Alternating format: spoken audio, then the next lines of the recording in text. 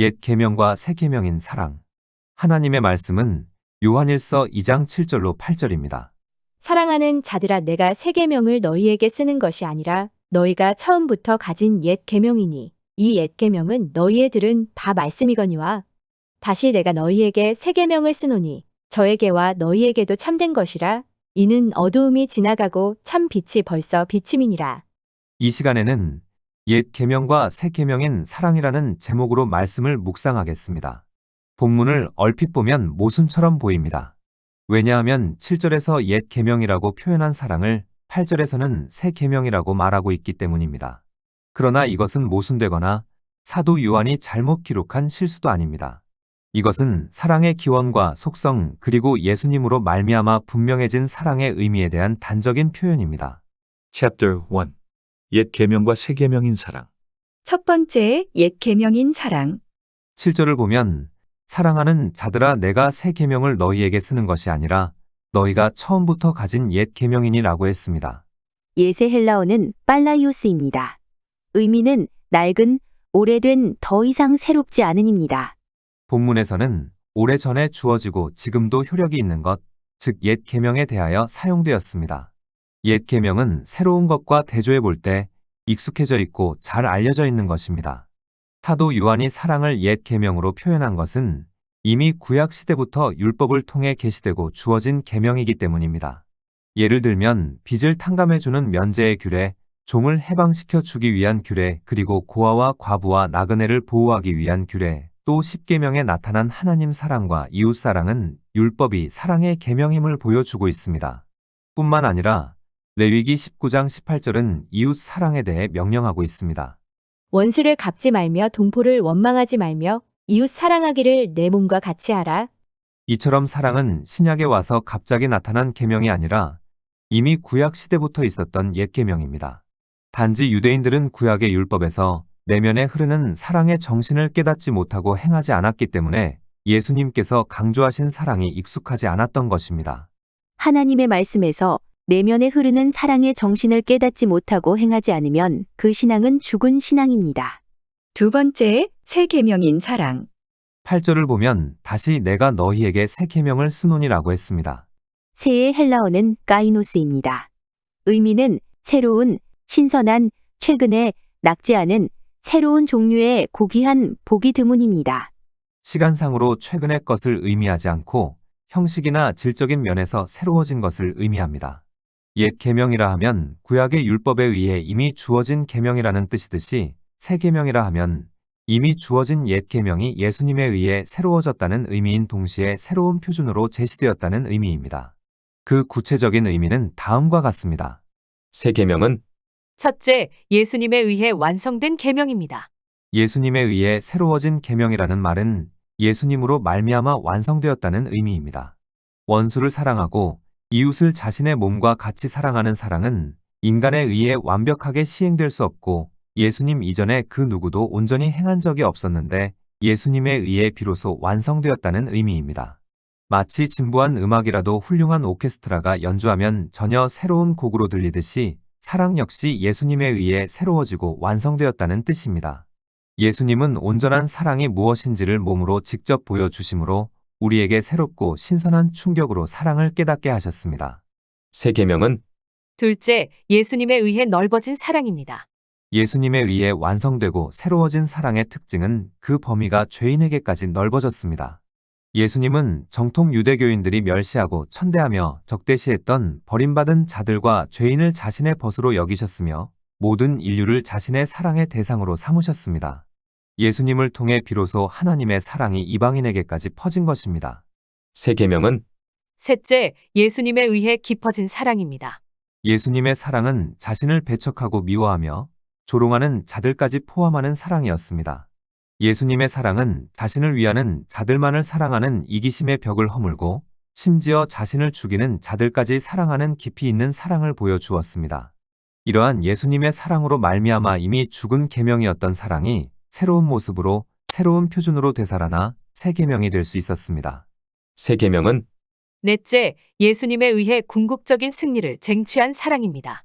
8절 중반부를 보면 이는 어두움이 지나가고 참 빛이 벌써 비침이니라고 했습니다. 인간의 역사를 살펴보면 무력으로는 잠시 동안 세상을 정복할 수 있으나 후에는 복수심과 증오심만 남길 뿐 아니라 더 큰 살상극을 불러일으킴으로 종국에는 파멸하는 것을 봅니다.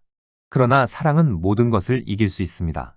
사랑은 무능하고 유약하며 무기력하게 보이지만 세상을 정복하는 힘이 있습니다. 어둠의 세력이 아무리 강해도 새벽을 막을 수 없는 것처럼 칼이 아무리 강해도 사랑은 모든 것을 극복하고 정복합니다. 사랑 안에 모든 창조의 씨앗과 역동적인 생명의 힘이 있기 때문입니다. 이러한 사랑의 위대성이 예수님에 의해 증명되었습니다. Chapter 2. 계명을 올바로 이해하지 못한 사람.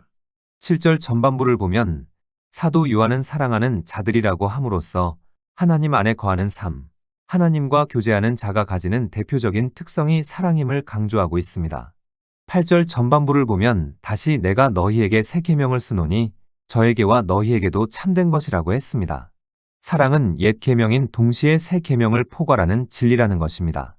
이어서 8절 중반부를 보면 이는 어두움이 지나가고 참 빛이 벌써 비추민이라고 했습니다. 여기에서 어두움으로 번역된 헬라어는 스코티아입니다.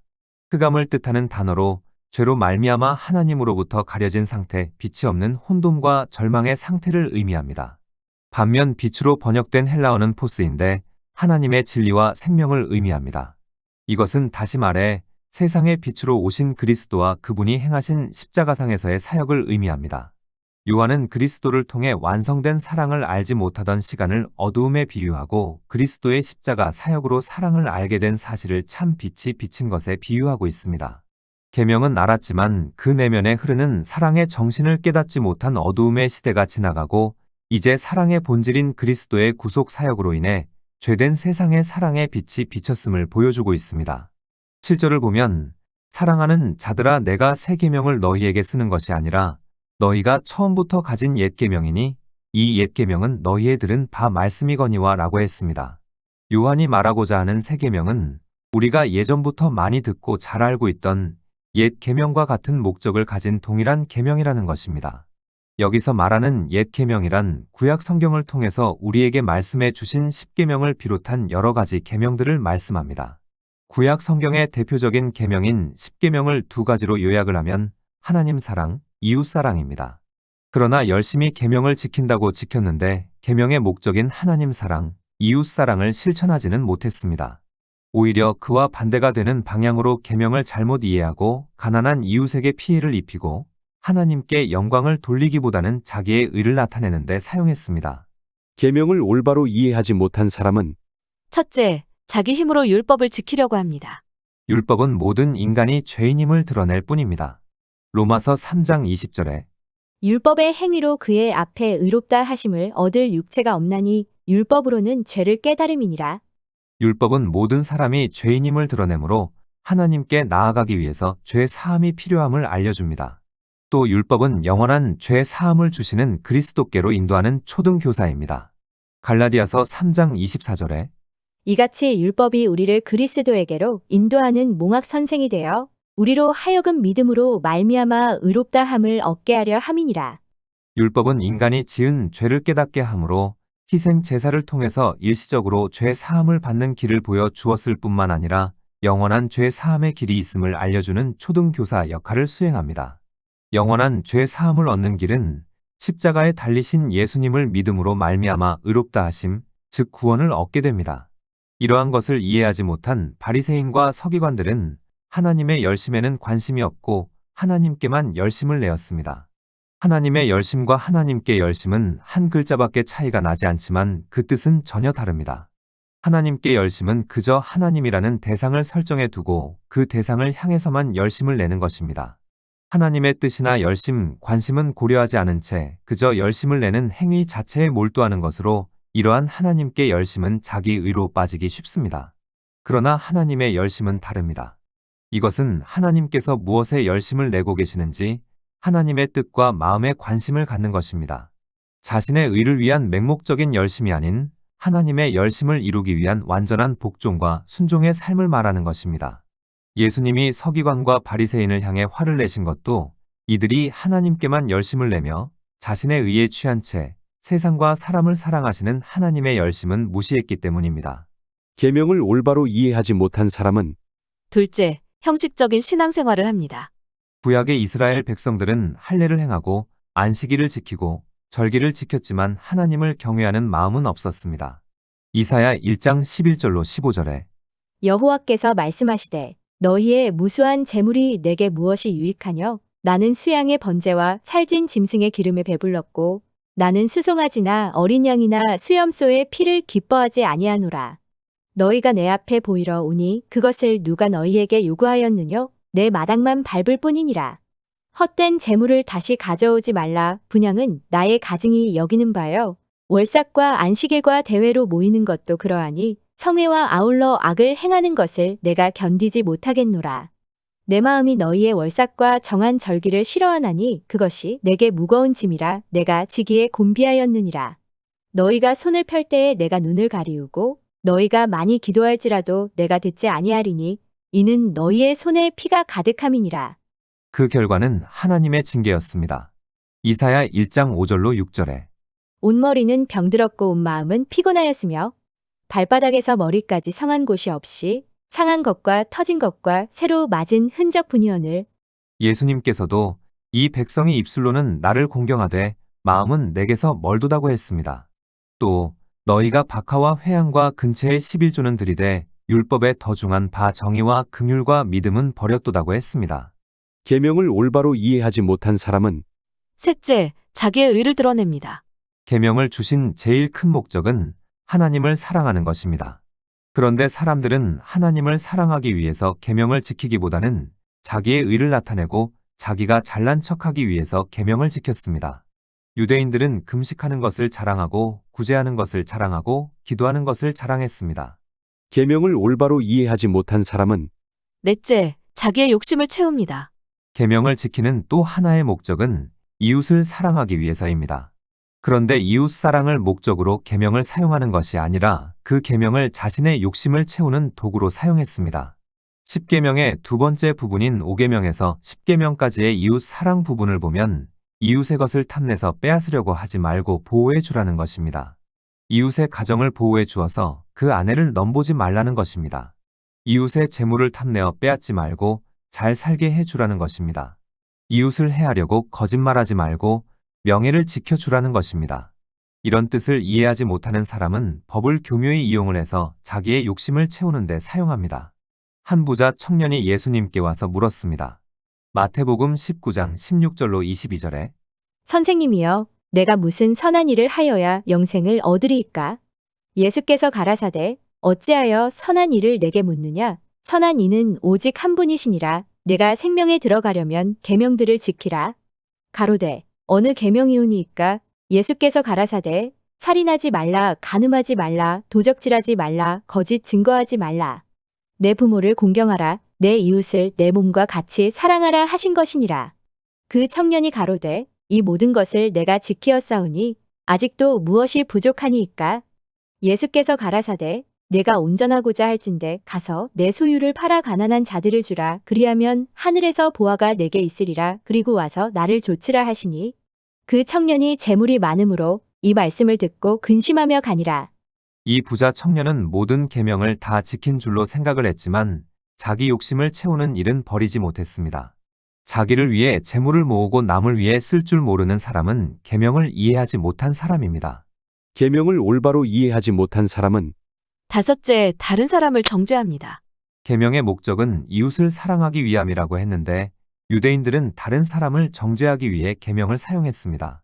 자기가 알고 있는 계명을 가지고 어떻게 하든지 남을 죄인으로 몰고 자기를 내세우기 위해서 혈안이 되어 있었던 것입니다.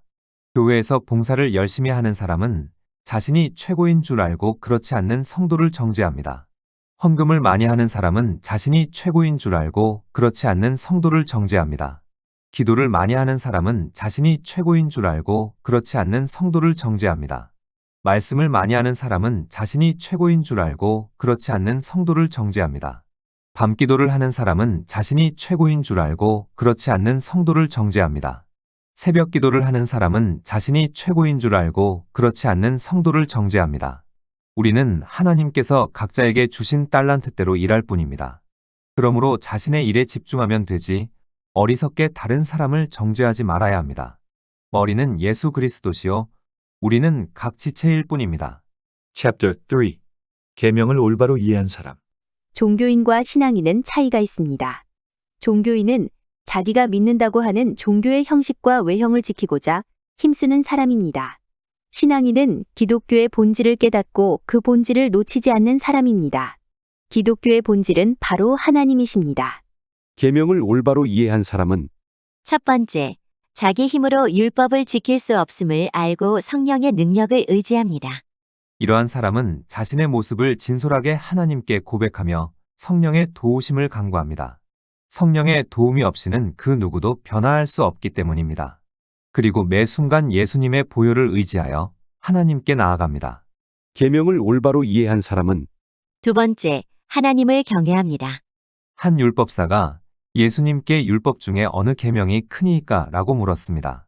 그러자 예수님께서 대답하시기를 내 마음을 다하고 목숨을 다하고 뜻을 다하여 주 너의 하나님을 사랑하라 하셨으니 이것이 크고 첫째 되는 계명이요. 둘째는 그와 같으니 내 이웃을 내 몸과 같이 사랑하라 하셨으니 이 두 계명이 온 율법과 선지자의 강령이니라. 강령의 의미는 본래의 뜻, 골자, 핵심입니다. 그리고 둘째 계명인 이웃사랑은 첫째 계명인 하나님 사랑에 종속되는 관계입니다. 왜냐하면 하나님에 대한 사랑 없이 자기 자신을 참되게 사랑할 수 없고 자신을 사랑하지 못하는 사람은 이웃을 사랑할 수 없기 때문입니다. 하나님을 경외하는 사람은 첫째, 하나님 알기를 힘씁니다. 하나님은 죄악 가운데 멸망의 길을 치닫는 이스라엘을 향해 호세아 선지자를 통해 이렇게 선언하셨습니다. 호세아 4장 6절에 내 백성이 지식이 없으므로 망하는도다. 여기에서 지식은 하나님을 아는 지식입니다. 하나님을 깨닫고 아는 올바른 지식을 얻지 못할 때 하나님의 백성들조차도 망하게 된다는 말씀입니다. 그래서 호세아는 동족 이스라엘에게 촉구했습니다. 호세아 6장 3절에 우리가 여호와를 알자 힘써 여호와를 알자. 누군가를 사랑한다는 것은 그를 알아간다는 뜻입니다. 알지도 못하는 사람을 사랑할 수는 없기 때문입니다. 만약 하나님을 사랑한다면 하나님을 알기를 힘써야 합니다. 그럴 때에 하나님과 피상적인 관계가 아닌 인격적인 관계가 형성됩니다. 하나님을 경외하는 사람은 둘째, 하나님을 기쁘게 합니다. 하나님을 기쁘게 하기 위해 도덕적으로 행위적으로 완벽한 사람이 되어야 한다는 뜻이 아닙니다. 흠이 없고 실수가 없는 존재가 되어야 한다는 뜻도 아닙니다. 하나님의 백성은 실수하고 넘어질지라도 하나님을 멀리하지 않습니다. 자신의 부족함과 연약함을 이해하고 예수님의 보혈을 의지하여 회개하며 하나님께 나아갑니다. 이것이 하나님을 기쁘게 하는 것입니다. 자식이 잘못을 했다고 부모를 멀리한다면 자식을 사랑하는 부모의 마음은 슬플 것입니다. 그러나 자식이 자신의 잘못을 인정하고 부모님께 용서를 빈다면 부모의 마음은 기쁠 것입니다. 이것을 이해한다면 우리가 잘못을 했을 때 어떻게 처신해야 하나님을 기쁘게 할 수 있는지 알 수 있습니다. 하나님을 경외하는 사람은 셋째, 하나님을 삶의 중심에 모십니다. 하나님을 사랑한다는 말을 다른 말로 하면 하나님을 추구한다는 뜻과 본질상 동일합니다. 시편 기자는 하나님을 사랑하는 마음을 하나님이여 사슴이 시냇물을 찾기에 갈급함같이 내 영혼이 주를 찾기에 갈급하니이다 라고 고백했습니다. 하나님을 사랑하는 사람은 하나님을 간절히 찾게 되어 있습니다. 하나님을 간절히 찾는다는 것은 하나님이 내 삶의 중심이 되신다. 하나님이 내 삶의 주인이 되신다는 것입니다. 신앙인은 하나님의 자녀로서 끝까지 하나님을 추구합니다. 왜냐하면 하나님은 삶의 중심이기 때문입니다. 계명을 올바로 이해한 사람은 세 번째, 다른 사람의 의를 나타냅니다. 계명을 올바로 이해한 사람은 계명을 가지고 다른 사람을 정죄하거나 흉을 보거나 야단을 치는 것이 아니라 사랑으로 덮어주고 이해하고 용서합니다. 다른 사람에게 다음과 같이 위로와 용기를 줍니다. 자신이 죄인이라고 절망하는 사람에게 당신은 예수 안에서 의로운 사람이라고 용기를 줍니다. 나는 아무것도 할 수 없는 무능한 사람이라고 좌절하는 사람에게 당신 속에 하나님의 능력이 있다고 알려줍니다. 자신을 못났다고 하는 사람에게 당신은 하나님의 자녀여 멋진 사람이라고 일깨워줍니다. 아무도 날 이해해 주지 않고 알아주는 사람이 없다고 좌절하는 사람에게 하나님께서 당신을 특별히 사랑하고 당신의 작은 신음소리까지 듣고 있다고 알려줍니다. 계명을 올바로 이해한 사람은 네 번째, 다른 사람의 필요를 채워줍니다. 유대인들이 예수님께 찾아와 우리의 이웃이 누구냐고 물었습니다. 그때 예수님께서 강도 만난 사람의 이야기를 해주시면서 지금 도움을 간절히 필요로 하는 그 사람이 바로 우리의 이웃이라고 말씀해 주셨습니다. 도움을 필요로 하는 사람은 아내일 수 있고 남편일 수 있고 자녀일 수 있습니다. 아니면 가까운 이웃일 수도 있고 생면부지의 사람일 수도 있습니다. 그러므로 우리는 도움을 필요로 하는 사람이 누구인지 항상 살피며 살아야 합니다. 예수님이 사랑을 새 계명이라고 말씀하신 것은 예수님에 의하여 질적으로 양적으로 새로워졌기 때문입니다. 구약의 사랑은 그 질적인 면에 있어서 내 몸과 같이 하라는 것입니다. 또 그 범위는 이웃으로 국한됩니다. 이스라엘 내로 한정되는 것입니다. 그러나 주님이 주신 사랑은 그 질적인 면에 있어서 내가 너희를 사랑한 것 같이 하라는 것입니다. 주님이 다른 사람의 구원을 위해 자신을 희생한 것 같이 다른 사람을 사랑하라는 것입니다. 게다가 주님이 주신 사랑의 범위는 모든 한계를 초월합니다. 즉 모든 사람이 사랑의 대상입니다. 옛 계명과 새 계명은 원래 그 목적이 하나님 사랑 이웃 사랑이라는 공통의 목적을 가지고 있습니다. 그러나 과거의 사람들은 어두움 가운데 있었기 때문에 같은 계명을 가지고 남을 정죄하고 남의 것을 빼앗아 자기의 욕심을 채우는 일에 사용을 하였습니다. 그러나 예수님께서 빛으로 이 세상에 오셔서 몸소 그 참된 사랑을 실천하심으로 우리에게 보여주셨습니다. 그러므로 구약의 사랑에 비해 예수님의 사랑은 분명 새로운 새 계명입니다.